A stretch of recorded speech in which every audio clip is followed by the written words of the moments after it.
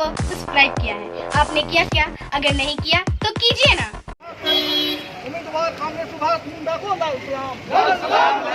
माननीय विधानसभा के उम्मीदवार कांग्रेस सुभाष मुंडा को लाल सलाम। अमर रही भगत अमर है, अमर है, भगत अमर है, मुंडा अमर रहे, अमर है, अमर है, सुभाष मुंडा को लाल सलाम। शनिवार को रांची समाहरणालय में सीपीआईएम के टिकट से प्रत्याशी सुभाष मुंडा ने मांडर विधानसभा उपचुनाव के लिए नामांकन किया। इस मौके पर भारी संख्या में पार्टी के कार्यकर्ता और समर्थक मौजूद रहे। लाल सलाम, लाल सलाम, लाल सलाम के नारे गूंज रहे थे। सुभाष मुंडा का नामांकन के बाद बाहर निकलने पर फूल मालाओं से अपने नेता का समर्थकों ने स्वागत किया। बता दें कि सुभाष मुंडा पूर्व में 2 बार हटिया विधानसभा से सीपीआईएम के टिकट से चुनाव लड़ चुके हैं। सुभाष मुंडा युवा हैं, प्रतिभाशाली हैं, सामाजिक और धार्मिक कार्यों में बढ़ चढ़कर अपनी भूमिका निभाते हैं। हाल के दिनों में वीर बुधु भगत स्मारक स्थल सिलागाई के मामले को लेकर काफ़ी मुखर रहे। एकलव्य स्कूल निर्माण को स्मारक स्थल के जमीन पर नहीं बनाने को लेकर जोरदार आंदोलन चलाया गया। अपने धरोहर के उस पवित्र स्थल पर किसी भी तरह के निर्माण का विरोध किया गया। वहीं सुभाष मुंडा कहते हैं कि मैं सरना आदिवासी परिवार से हूँ। सुभाष मुंडा कहते हैं सरना धर्म कोड मिलना ही चाहिए, ये आदिवासी समाज का हक भी है और अधिकार भी। ये अपने पहचान की, अस्तित्व की लड़ाई है। बहरहाल मांडर विधानसभा उपचुनाव में नामांकन के साथ चुनावी मैदान में उतर गए हैं। बहुत उम्मीद और आशा के साथ कि मांडर विधानसभा की जनता अपना आशीर्वाद देगी। मांडर विधानसभा का उपचुनाव धीरे धीरे दिलचस्प होता जा रहा है।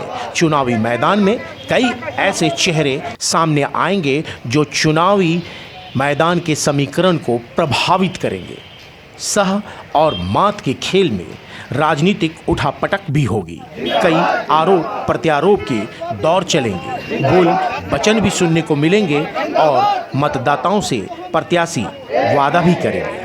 देखने वाली बात यह होगी कि मांडर विधानसभा के मतदाता किसके सर पर ताज पहनाते हैं। कौन होगा मुकद्दर का सिकंदर। मांडर उपचुनाव में क्या सोचकर आप खड़े हैं? देखिए, मांडर उपचुनाव जो है ये उपचुनाव नहीं, हमारे लिए, हमारे मांडर विधानसभा के एक एक जन के लिए ये जो है महत्वपूर्ण जो है चुनाव है और ये चुनाव उनके दशा दिशा को तय करेगा। और आपको अपना स्पष्ट करना चाहते हैं, शहीद वीर बुधु भगत जो सपना देखे थे हमारे देश के लोगों के प्रति, उस सपना को पूरा करने का संघर्ष हमारा शुरू हो गया है। हम लगातार बीच में सड़कों में रहे और ये सदन तक का जो लड़ाई है उसको हम पूरा करने का काम करेंगे। एक गलतफहमी थी कि एकलव्य स्कूल नहीं बनने दिया जाएगा, तो क्या सुभाष जी शिक्षा के विरुद्ध हैं या वो जो हमारे देश के धरोहर हैं, पूरे देश के जो पुत्र हैं वीर बुधु भगत, उस धरोहर को बचाना ज़रूरी था और एकलव्य स्कूल कहीं और बनाया जा सकता था? क्या कहना चाहिए? देखिए, हम लोग स्पष्ट आपके माध्यम से भी कह चुके हैं, आम जनता के लोग के बीच में भी कह चुके हैं कि हम लोग एजुकेशन के विरोधी नहीं हैं। हम लोग स्कूल बनाने के पक्ष में हैं और उसका कोई विरोध हम लोग नहीं कर रहे हैं। हम लोग स्थान चेंज करने का बात कर रहे हैं। और आपको पता है कि आज जो है एजुकेशन में सबसे अगर आगे पहले पायदान पर है देश का, तो सीपीएम का जो राज्य है केरला है। तो आप समझ सकते हैं हम लोग एजुकेशन को कितना प्राथमिकता देते हैं। और आपके माध्यम से भी बताना चाहेंगे कि तमाम वर्गों को शिक्षित करना मेरा पहला उद्देश्य है और तब जाके ही हम लोगों को और जो है विकास के रास्ते पर हम ले जा सकते हैं। इसलिए ये एकलव्य स्कूल को लेकर आप सड़क से लेकर संसद तक आवाज़ बुलंद करने का काम किए, विधानसभा का घेराव भी किए।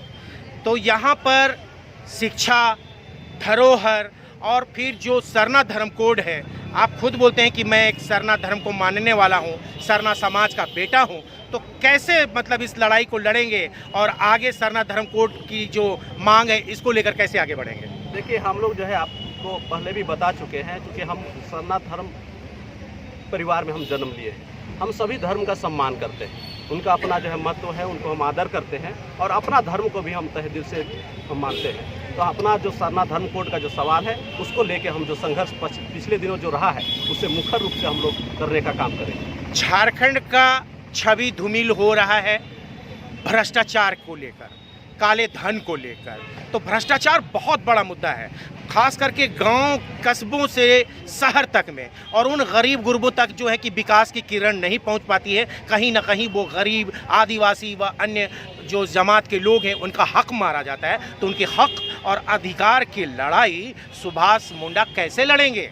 देखिए, हम लोग को लड़ने का जो है एक्सपीरियंस है और हम जो है सदन हो चाहे सड़क हो, हम लोग को कैसे लड़ना है, कैसे लोगों का अधिकार को दिलाना है, ये हम लोग को अच्छी तरह से पता है। और इसलिए जो है ये एमएलए का जो चुनाव जो है ये हमारे लिए, लोगों के लिए जो है एक महत्वपूर्ण लड़ाई के रूप में साबित होगी। और हम लोग दावे के साथ कह सकते हैं कि मांडर उपचुनाव में आने वाला दिन में जो जिस ढंग से भ्रष्टाचार का जो चरम सीमा पार कर गया उसको हम लोग कंट्रोल करने का काम करेंगे। आम लोगों का जो ज़रूरत का जो चीज़ है उसको बिना पैसा का काम कराने का हम लोग जो है ये करवाने का काम करेंगे। सुभाष मुंडा अगर जीतते हैं तो मांडर विधानसभा का तस्वीर और तकदीर बदलेगी, एकदम बदलेगी। और आप देखिएगा, ये हम तो बोल रहे हैं कि ये टेलर है, सिनेमा तो बाद में होगा। टेलर में अगर देखे लोग उस टेलर में क्या होता है फिर बाद में तय होगा।